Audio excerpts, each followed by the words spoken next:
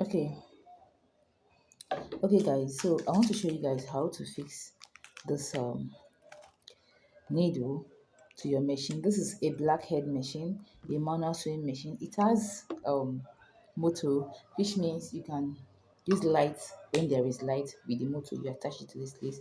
Okay, so now this is our needle. This is the kind of needle I'm using. This is I think the make is violin needles. It's 10 pieces inside. So this is it. Now when you check this needle, you will notice that it has two sides. These two sides, there is one side that is that has something like, let's say, line, traceable line.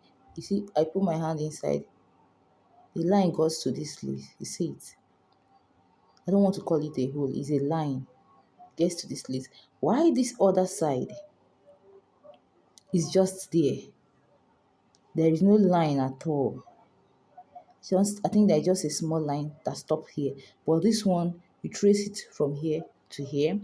Okay, that is the first thing. Now, after that, you come to your machine. You see this place? If you see this place, you have to loosen this, like this. Loose, you see, it's now loose. Don't remove it entirely. Put it back. Hold it a little. But you see, it's loose. It's loose.